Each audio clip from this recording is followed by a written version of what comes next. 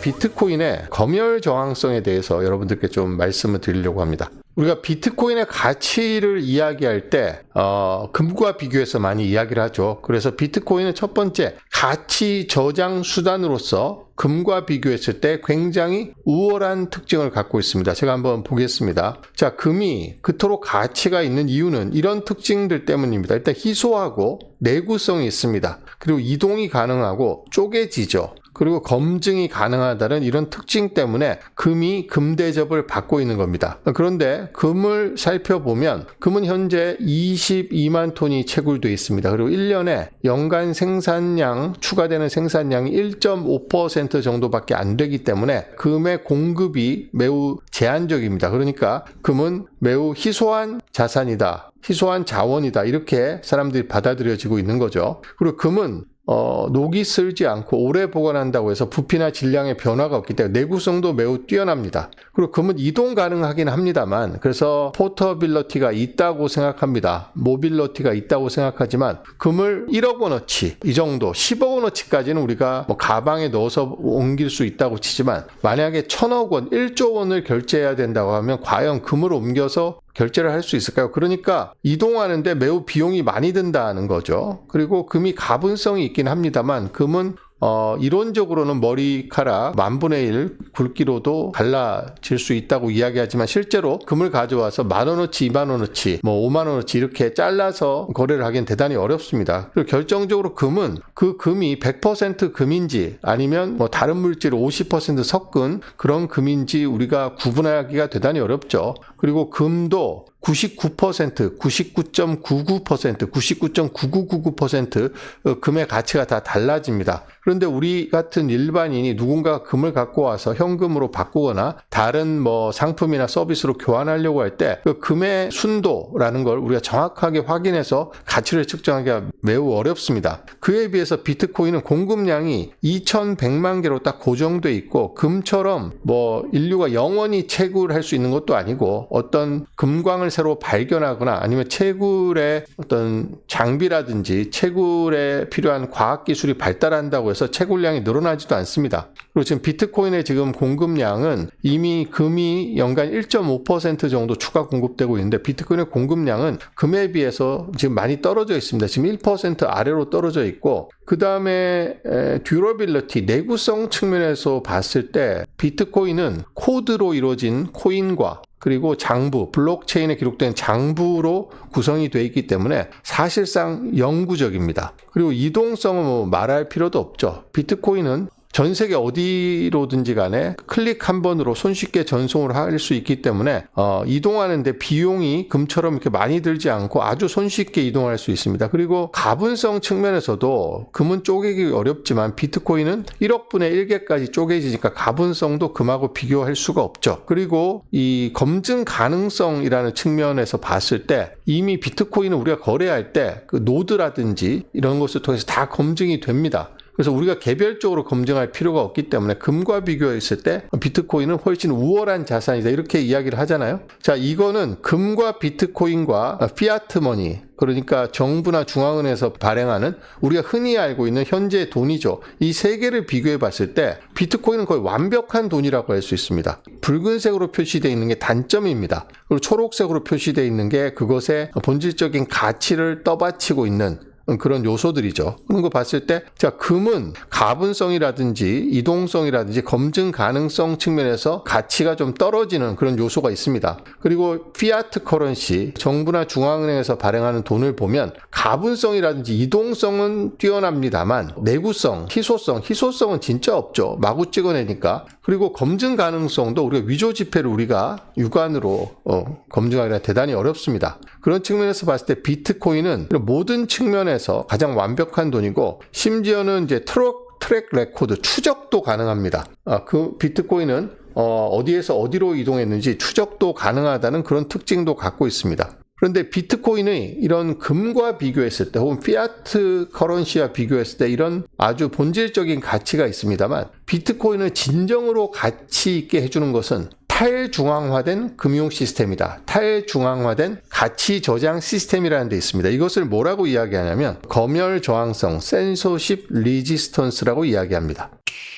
이것이 비트코인이 갖고 있는 가장 핵심적인 가치, 그리고 비트코인이 탈중앙화된 가치 저장 수단, 정부나 중앙은행이라든지 이런 데의 검열이라든지 이런 거에 걱정 없이 자유롭게 쓸 수 있는 그런 아주 가치 있는 수단이란 것을, 그런 특징을 보여주는 게 바로 센서십 리지스턴스, 검열 저항성입니다. 이 검열 저항성이야말로 비트코인의 핵심 가치 중에 핵심 가치입니다. 그러니까 비트코인을 금과 비교했을 때는 아까 제가 말씀드린 희소성이라든지 내구성이라든지 이동성이라든지 가분성이라든지 진위 확인 용이성이라든지 이런 컨셉으로 말씀을 드렸는데, 금이 갖고 있지 않은 핵심적인 가치가 비트코인의 검열 저항성입니다. 그래서 비트코인의 검열 저항성의 일단 기술적인 개념은, A가 B에게 비트코인을 보내려고 하는데, 보내려고 하면 노드가 이것이 유효한 거래인지 검증을 하고 채굴자들이 이 거래를 블록에 기록을 해줘야 됩니다.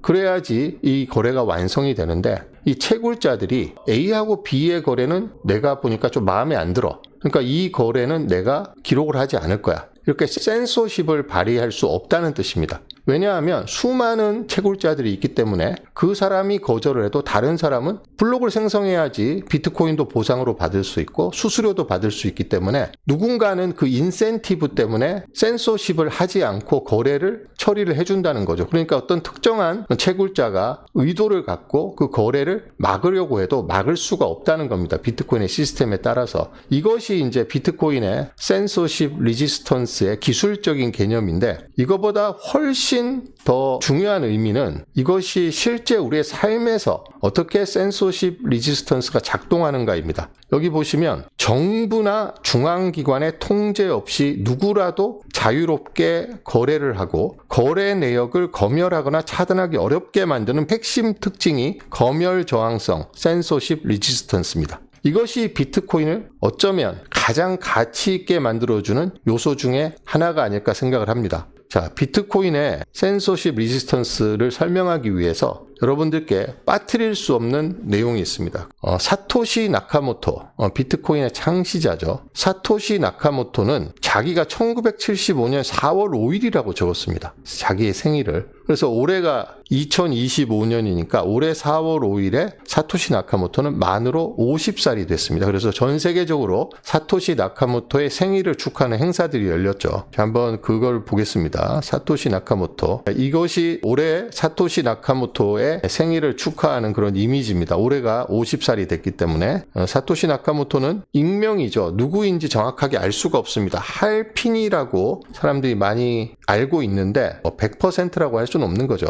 그래서 보시면 여기 마이클 세일러도 사토시 나카모토의 생일을 50번째 생일을 축하하는 트윗을 날리고 그렇게 했습니다. 보시면 사토시 나카모토는 본인이 밝힌 생일입니다. 1975년 4월 5일에 태어났다고 본인이 밝혔고요. 그 다음에 여기 2007년 5월에 비트코인을 개발하기 시작했다. 그리고 2008년 8월 8일에 비트코인 org라는 도메인을 등록했다. 그리고 2008년 10월 31일에 백서를, 그 유명한 백서를 발간을 하죠. 그리고 2009년 1월 3일에 제네시스 블록을 만들고 첫 번째 채굴에 성공하는데, 여기에 영국의 재무장관이 영국 은행에 구제금융을 제공하려고 하고 있다는 기사를 첨부를 했습니다. 그리고 2009년 1월 9일 날 비트코인 버전 1이라는 걸 발표를 했고요. 그 다음에 할피니에게 2009년 1월 12일에 첫 번째 전송을 10비트코인을 할피니에게 전송을 해서 첫 번째 트랜잭션이 완성이 됐습니다. 탈중앙화된 피어-투-피어의 첫 번째 거래였죠.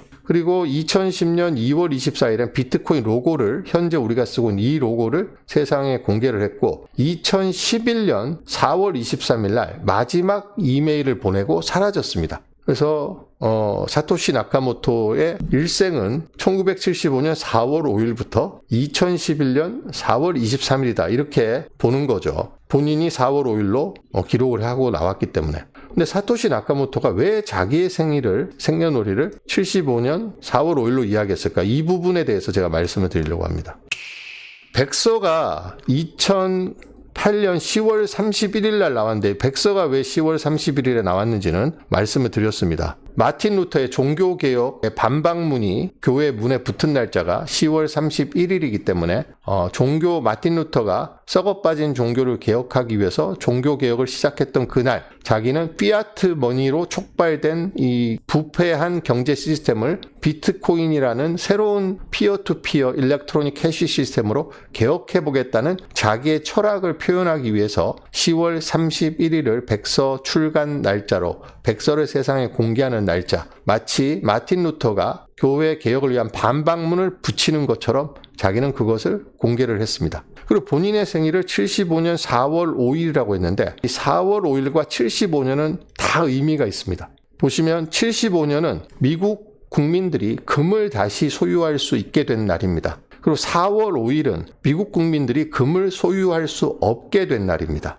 그래서 금을 소유할 수 없게 된 4월 5일 그리고 금을 다시 소유할 수 있게 된 1975년을 자기의 생년월일로 선택했을 것이다. 이렇게 보는 거죠. 한번 보겠습니다. 자, 행정명령 61025라고 있습니다. Executive Order라고 이야기하는데요. 1933년 4월 5일에 대공황 극복을 위해서 개인의 금소유를 프랭클린 루즈벨트 대통령이 금지를 해버렸습니다. 여러분들 상상도 할 수 없는 일이죠. 국가가 개인의 금소유를 금지를 해버렸습니다. 그때 나온 게 이 정부의 발표 문서입니다. 자, Executive Order of the President라고 해서 4월 5일 날 1933년 4월 5일 날 개인은 금을 소유할 수 없다 라고 되어 있습니다. 그래서 만약에 이 정부의 금 소유 금지 행정명령에도 불구하고 금을 소유하는 거나 거래하는 게 적발되면 어떤 처벌을 받게 되는지 여기 써놨습니다. 그 당시 1933년 돈으로 $10,000의 벌금 또는 10년의 징역형 또는 보스 둘 다입니다. 벌금도 $10,000 되고 징역도 10년 살아야 됩니다. 얼마나 무시무시한 법입니까? 지금 $10,000만 해도 1,400~1,500만 원 되는 큰 돈인데 1933년에 $10,000의 벌금이라뇨. 그리고 10년의 징역형 혹은 둘 다 얼마나 무시무시한 법입니까? 이 법이 언제 발표가 됐냐면 4월 5일에 발표가 됐습니다. 사토시 나카모토의 생일이 4월 5일인 것은 이런 정부가 이 센서십, 정부가 개인이 소유하고 있는 자산을 마음대로 압수, 몰수, 거래 금지를 해버릴 수 있다는 거죠. 그게 정부의 검열인 겁니다. 정부로부터 금은 실물이고 본인들이 집안에 숨겨놓거나 은행을 통하지 않고 바로 거래가 가능하기 때문에 금 자체는 굉장히 안전한 자산, 정부의 검열이나 정부의 입김, 정부의 간섭으로부터 자유로운 돈이라고 생각했는데 미국 정부가 1차 세계대전 이후에 경제위기, 대공황을 극복하기 위해서 개인의 금 보유를 완전히 금지시키는 아주 과격한 행정명령을 발표했던 겁니다. 근데 이 행정명령 61025가 얼마 동안 지속이 됐냐면 미국 국민들은 금을 갖지 못했습니다. 그래서 오랫동안. 얼마 동안 갖지 못했냐? 41년 동안 갖지 못했습니다. 그래서 이 금태환 정책은 포드 대통령에 의해서 1974년 12월 31일에 폐지가 됐습니다. 그러니까 1975년부터 금 보유가 가능해진 거죠. 그래서 사토시 나카모토는 본인의 생일을 75년 4월 5일로 생년월일을 기록을 했는데 4월 5일은 미국민의 금 소유 거래가 금지된 날, 1975년은 41년 만에 금 보유가 허용된 해입니다. 그것을 기념하고 자기가 왜 사토시 나카모토란 이름으로 비트코인을 만들었는지의 철학을 자기의 생년월일에 담기 위해서 1975년 4월 5일을 자기 생일로 선택을 했습니다. 그래서 재정적 자유와 정부 통제의 화폐에서 벗어나는 움직임을 나타내기 위해서 선택됐으며 이 검열 저항성은 비트코인 설계의 핵심 원칙입니다. 그러니까 정부나 금융기관이 내 자산에 손을 못 대도록 하겠다는 거죠. 압류, 몰수, 거래 금지 이런 걸 은행 계좌도 아니고 지폐도 아니고 금인데 금을 갖고 있다가 걸리면 $10,000의 벌금과 10년의 징역형 너무 무시무시하지 않나요? 그래서 미국인들은 금을 갖지를 못했습니다. 41년 동안. 이게 우리가 알고 있는 가장 자유롭고 가장 민주적인 나라, 가장 선진적인 나라라고 알고 있는 미국에서 벌어진 일이고 미국인의 금 보유가 허용된 지는 이제 50년밖에 안 됐습니다. 여기 보시면 이게 이제 그때 정부가 발표한 금 비축 금지 행정명령 61025인데 보시면 국가 비상사태 에 대한 구제책을 제공하고 기타 목적을 위한 법. 그러니까 국가라는 것은 비상사태라고 생각되면 언제든지 저런 조치를 취할 수 있다는 것을 미국의 행정명령 61025가 뚜렷하게 보여준 거죠. 그러니까 우리는 아니 그게 뭐 정부가 그렇게 하는 게 말이 되겠어? 라고 생각을 하시겠지만 그럴 수 있다는 겁니다. 이를테면 한국에서 이번에 윤석열 대통령이 계엄을 선포를 했는데 만약 성공했더라면 뭐 국회도 폐지해서 비상입법기구를 만들어서 거기에 예산을 주려고 했는데 뭐 은행 계좌 동결했을 수도 있죠. 경우에 따라서는 어떤 조치를 취했을지 알 수가 없습니다. 지금 트럼프 대통령이 미국에서 취하고 있는 여러 가지 정책들을 보면 어떻게 미국 대통령이 저런 걸 어떻게 미국에서 이민자 단속이라고 저렇게 무지막지하게 집행을 할 수 있지? 이런 생각이 들 정도의 조치가 지금 나오고 있잖아요. 그러니까 정부가 권력이 뭔가 비상사태라고 스스로 판단을 하고 어떤 조치를 취하려고 하면 사실상 막기가 어려울 수 있다는 겁니다. 여기 자료를 보시면 정부가 돈을 압수한 4번의 사례, 비트코인처럼 검열에 저항한 화폐가 중요한 이유라는 내용의 기사가 있습니다. 이건 제가 번역을 해놓은 건데요. 이 매체에서는 4번의 사례를 들었습니다. 아마 실제로는 4번의 사례보다 훨씬 더 많은 사례가 있는데 이 매체에서는 4번의 사례를 기준으로 이야기를 했습니다. 정부가 당신이 갖고 있는, 우리가 갖고 있는 돈, 재산, 자산을 몰수, 동결, 압수, 거래 금지 이런 게 가능하다는 거죠. 그것이 바로 중앙정부나 중앙화된 기관의 통제하에서의 돈의 위험성입니다. 중국에서 비트코인에 대한 열풍이 가장 먼저 불었던 이유는 뭘까요? 중국 사람들은 정부가 언제든지 자신의 돈을 빼앗아가거나 동결시키거나 압수하거나 이렇게 할 수 있다고 늘 두려움에 떨고 있습니다. 그래서 비트코인이 처음 나왔을 때 비트코인은 이런 검열 저항성 때문에 자유로운 돈이다 이런 인식이 중국에서 가장 먼저 확산됐기 때문에 중국인들이 비트코인을 앞다퉈 구매했고 한때 비트코인은 중국인의 크립토 커런시라고 할 정도로 중국에서 압도적인 보유량을 자랑했습니다. 채굴도 중국이 제일 많이 하고 구매도 중국인이 제일 많이 했습니다. 그런데 이런 검열 저항성이라는 비트코인의 핵심적인 특징 때문에 중국 정부가 비트코인의 채굴을 금지시키고 거래도 금지시켰습니다. 지금 보유만 금지시키지 않았고 채굴을 통한 비트코인의 신규 취득이라든지 비트코인을 거래하는 걸 금지시켰기 때문에 여러분들 뉴스 보셔서 아시겠지만 중국 여성이 영국에서 9조 원어치의 비트코인 6만 개를 돈 세탁하려다가 체포됐다. 이런 뉴스가 나오잖아요. 중국에서 비트코인을 갖고 현금화하기가 대단히 어렵기 때문에 영국에 와서 이것을 자금 세탁을 하다가 영국 정부에 걸린 거죠. The Chinese woman at the center of the UK's biggest ever cryptocurrency seizure. After several years on the run, police finally arrest Qian Zhimian. The Chinese crypto queen pled guilty to money laundering, and that's kicked off a struggle over who gets to keep the seized Bitcoin. 그래서 중국 사람들은 지금도 자신의 돈을 비트코인으로 바꿔서 해외로 갖고 가서 이것을 안전하게 피신시킬 방법을 늘 궁리하고 있습니다. 그거는 바로 중국이라는 공산국가에서 중국인이 갖고 있는 모든 자산, 재산은 중앙정부의 통제와 관리하에 있다는 그런 근본적인 한계 때문이죠. 자, 여기서는 4가지 사례를 들었는데 브라질의 사례를 첫 번째 사례로 들었습니다. 브라질에는 1990년에 콜로르라는 대통령이 취임을 했는데 개인 은행 계좌의 80%를 동결을 시켜서 자기 통장에 돈이 있더라도 대부분 인출을 못하고 18개월 동안이나 이 조치가 지속이 됐는데 극히 일부만 인출해서 아주 급한 생활비라든지 이런 것만 쓸 수 있고 나머지는 인출을 금지시켜서 돈이 자신의 예금 통장에 있는 돈이 정부에 의해서 억류돼 있었습니다. 90년도에 일어난 일이니까 그렇게 오래된 일도 아닙니다. 두 번째가 이제 미국의 행정명령 61025를 사례로 들고 있습니다. 제가 61025에 대해서는 사토시 나카모토의 생일이 왜 1975년 4월 5일인가를 통해서 상세하게 설명을 드렸습니다. 이게 두 번째고요. 세 번째가 키프로스 사태입니다. 키프로스 사태는 비트코인이 태어난 이후에 벌어진 일입니다. 키프로스가 재정위기로 인해서 부실 채권으로 은행들이 파산 직전에 있으니까 키프로스 정부가 모든 예금자에게 세금을 10%씩 예금액의 10%의 세금을 물리고 또 보험에 들지 않는 10만 달러 이상의 예금을 동결시켜 버렸습니다. 그로 인해서 키프로스에서 난리가 났었죠. It's a big problem. As you can see around here, everything's empty. Businesses aren't working, there's no cash at all. If the European Central Bank puts limits on our withdrawals, it means people will run to banks and take whatever they have.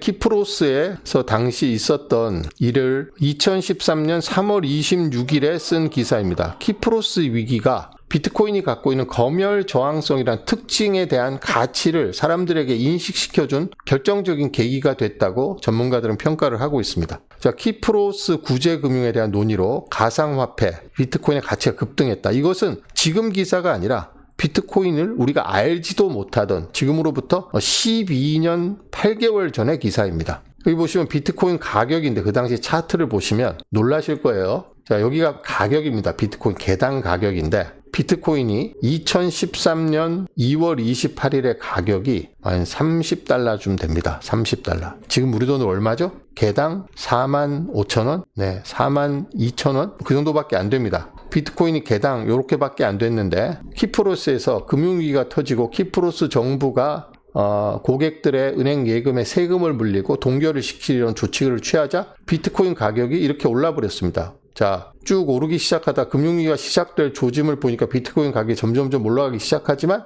이게 딱 처음 조치가 취해지니까 바로 급등을 해버려서 70, 80까지 가버렸습니다. 비트코인이 1.6배 상승을 했는데 여기 보시면 거래량이 올라가면서 비트코인 가격이 상승했다는 걸 볼 수 있습니다. 이래서 그 전에 미국의 행정명령이 6.1025가 나왔거나 브라질에서 그런 대통령이 은행 예금을 18개월 동안 동결시키는 조치를 취했을 때는 사람들이 와, 중앙정부가 내 돈을 이렇게 마음대로 뺏어가거나 동결시킬 수 있구나 하는 걸 알았지만 달리 방법이 없었습니다. 그런데 2009년 1월 3일에 비트코인이 처음 나오고 극히 일부 전문가들만 비트코인의 가치를 알아보고 거기를 채굴하거나 그걸로 거래를 하거나 했습니다. 그런데 이 키프로스의 사태, 키프로스는 조세 피난처로 알려져 있기 때문에 유럽이나 러시아 부자들이 거기에 이자율도 높고 하기 때문에 돈을 많이 예치를 해놓고 또 휴양지니까 가서 거기서 놀고 즐기고 했던 곳입니다. 그런데 청천벽력과도 같이 키프로스가 모든 예금 통장에 있는 돈을 동결시켜버렸습니다.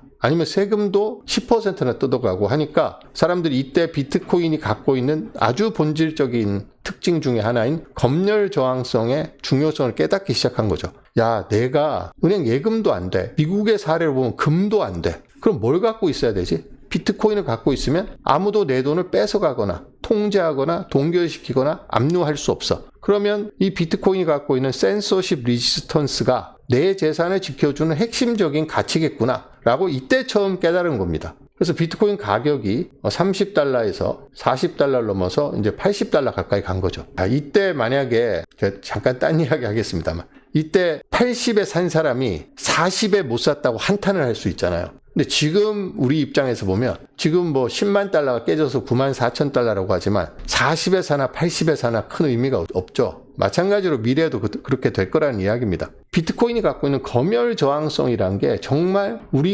우리의 자산을 지키는 핵심적인 특징이구나 하는 걸 본격적으로 깨닫기 시작한 건 이때부터였다는 겁니다.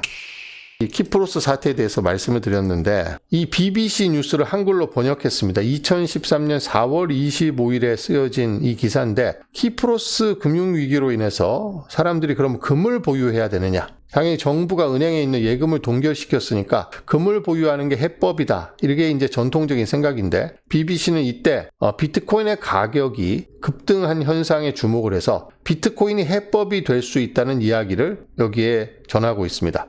비트코인을 디지털 금이라는 비트코인이 갖고 있는 핵심적인 서사를 전달을 하죠. 그리고 여기 보면 비트코인을 사토시 나카모토가 만들었고 2100만 개로 제한돼 있고 양이 이런 것처럼 인플레이션으로부터 가치를 저장할 수 있는 수단이다. 이런 비트코인의 핵심적인 특징을 설명을 해줍니다. 그런데 이 기사가 지금으로부터 무려 12년 7개월 전에 쓰여 있기 때문에 비트코인에 대한 인식이라든지 그 당시 전 세계의 비트코인에 대한 채택률 같은 걸 보면 BBC 역시도 비트코인에 대해서 이때 완전하게 이해를 못한 것으로 보여집니다. 자, 여기 보시면 비트코인은 정부뿐만 아니라 인류 전체로부터 자신을 보호할 수 있다고 확신한다. 비트코인 신봉자들은 정치인이나 은행가 또는 민주주의의 변덕에 의존하는 대신에 비트코인 사용자들은 수학 법칙을 믿는다. 그렇죠. 2100만 개라는 그 발행량, 엄격하게 설정되어 있는 더 이상 늘릴 수 없는 확정된